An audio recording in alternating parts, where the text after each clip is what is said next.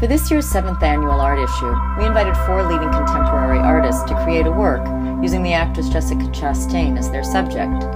Chastain, the star of Catherine Bigelow's new film Zero Dark 30, was really game to collaborate and to become a kind of human canvas.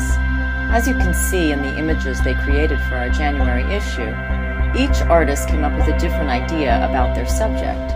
The British painter Chantelle Joffe saw Chastain as a figure from a painting by Gustav Klimt or Edvard Munch. She thought there was something old-fashioned and romantic in Chastain's raw-boned face, and she wanted to photograph her in a bedroom decorated with rich fabrics, to catch her in a reflective, intimate moment. Since Joffe's afraid to fly, she decided that she would direct the shoot from her London studio via Skype, something she'd actually never done before. Painted not only from the Polaroids and images that Max Viducal shot that day, but also from her own observations of Chastain. I think you can see in American artist Mickalene Thomas's works for our art issue that Chastain is clearly not herself. Thomas based her series on the character played by Michelle Pfeiffer in the 1983 film Scarface. Here, Chastain is channeling a drug pin's girlfriend.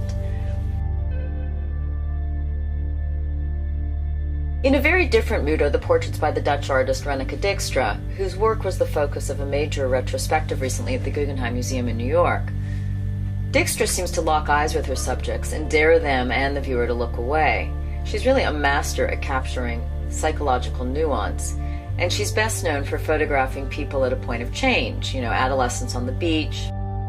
Dijkstra loved Chastain's red hair, porcelain skin, and blue eyes, and she wanted to photograph her against a nondescript background in neutral colors. George Condo loved the idea of featuring Chastain as a character in his painting, not as the subject of it. Condo is best known for his fiercely wacky portraits, but here he wanted to bring together in one painting the seemingly opposing worlds of portraiture and abstract expressionism. To make the works for this particular portfolio, he decided to paint a canvas with a dress taped to it, and then he removed the dress afterwards so it would leave an empty space. When Jessica put on the dress and stood in front of the blank space on the canvas, it would appear as if she was part of the painting and happened to be coming off of it. So it would look really as if she were breaking free.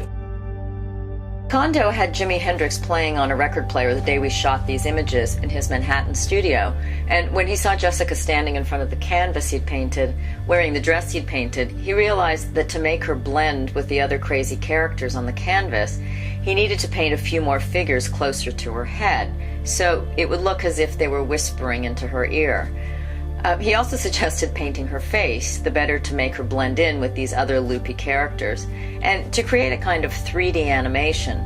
So while Chastain was having makeup applied to half her face, Condo suddenly thought a popped-out eye would be just the thing she needed.